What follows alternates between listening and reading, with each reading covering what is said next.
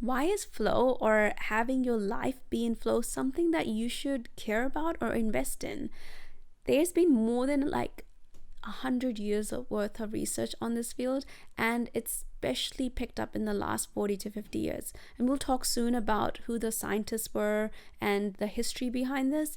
But I want to start off with sharing with you some of the research, because I personally found that after I learned about the research, I was really convinced that there is something really intriguing about this discipline and its ability to help us lead our best lives.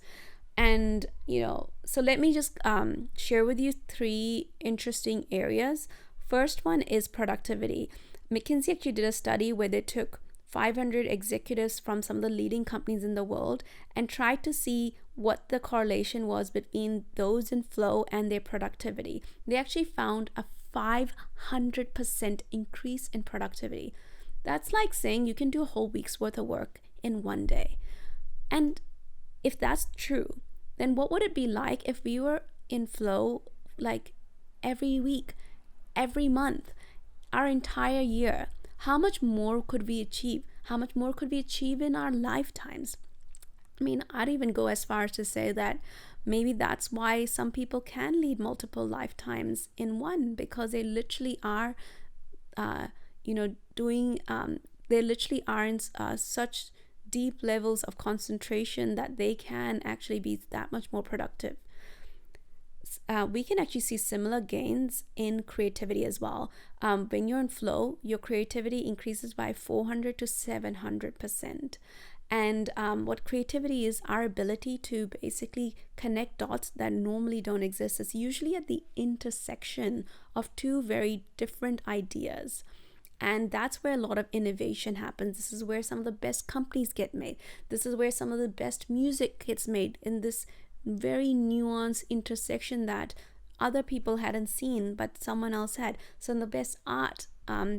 So creativity is something that's really interesting, and I think is hugely benefits from being in flow. And then the final thing I want to share with you is around learning.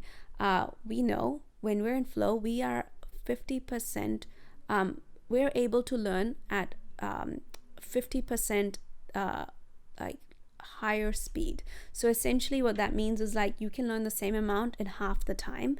So one of the studies that I know some people here might already be aware of is that you may need 10,000 hours of work to get to be at the highest level of performance in the world, like be an expert basically in your field. But what we've found is that when you're in flow and you are learning, you can actually cut that by half. So I've kind of shared with you that when we're in flow, we have enormous ability to be productive, to be creative, to shave the time it takes to learn, just learn at a higher speed. But I actually think that's not the main reason why being in flow matters. I think the reason why being in flow matters for us, for our well-being, for our health, is actually it increases short-term and long-term happiness. And when we're happy, all the other things also improve. So there's a very interesting intersection between our ability to be genuinely happy and our ability to be creative, to be productive, and to learn faster. This is why like those things intersect, because the part of our brain that enables that is in common between all of these areas.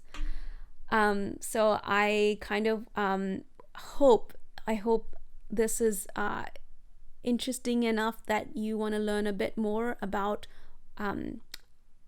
like the scientists that were leading this effort, but also just what the actual science shows and why our brain changes in a very unique way when we're in this state, and how we can actually get there. So hang tight.